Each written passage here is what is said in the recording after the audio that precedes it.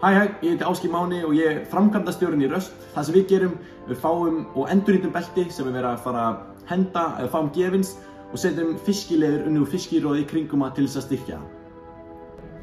Hugmyndin kom í rauninni þegar við fórum í sjávarklassan með skólanum. Þar sáum við í rauninni jakka úr fiskileiðri sem að tala eins og þá hugsaum við, ok, hvernig getum við, eða þetta eitthvað sem við getum framkvæmt eða gert eitthvað skemmtilegt úr. Og það þróast í rauninni bara í það að okkur finnst ógeðslega flott að hafa belti úr fiskileiðri. Og það þróast í rauninni það að við fórum í búðina sem seldi fiskileiður á höfuðborgarsvæðinu sem var þá Hvítlist og þar keyptum við til að byrja með eitt svona high-shine svartleður og framkvæmdum fyrstu prototípuna sem var einmitt, sem myndi verða Kol. Komið sæl, ég heiti Dan Karl og ég framleiðslustjórinn í Röst.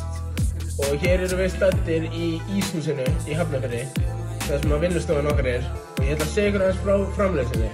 Við sem sagt erum með í rauninni 4 típur af leðrum. Við erum með hérna í brúna og síðan erum við svarta í high shine og medium shine. Það er sem sagt að glampa bara mismikið af beltinu, þessi glansinn í rauninni.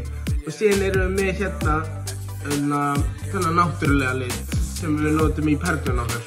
Ég ætla að segja ykkur aðeins frá því hvernig við gerum þetta. Við sem sagt tökum þessi belti sem að væri annars hent eða sem við fáum gefins og við límum leðurslím á það og við sníðum belti sem sagt klippum það til þannig að passi og liggi fullkomlega á beltinu. Síðan saumum við 2 spor upp og niðri og náttúrulega skiptum á silkina þannig að við saumum nýja og flotta silkju í staðan fyrir gömlu og ljótu silkina sem áður var. Þannig að, já, og við sem sagt notum þessa vél hér og við notum Yuki-vélina sem hérna í herberginu við hliðina á.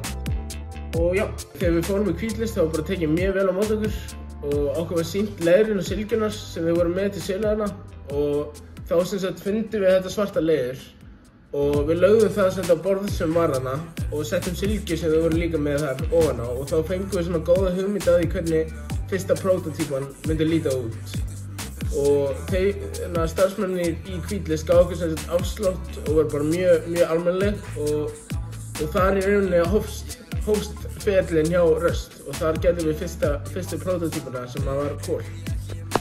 Framtíðarmarkmið okkar í Röst að opna sölu hjá Kolaportinu og við erum með bása sem sagt neyri bæ hjá Hallgrímskirkju og að selja vöruna okkar þar og einnig erum við líka með planum að fara með vöruna í gesthús út á landi og selja beltið þar og já, planið okkar bara að halda áfram að markaðssetja og halda áfram að framleiða og koma vöruna okkar í víðari dreifingu allt land og sjá bara hvernig fer.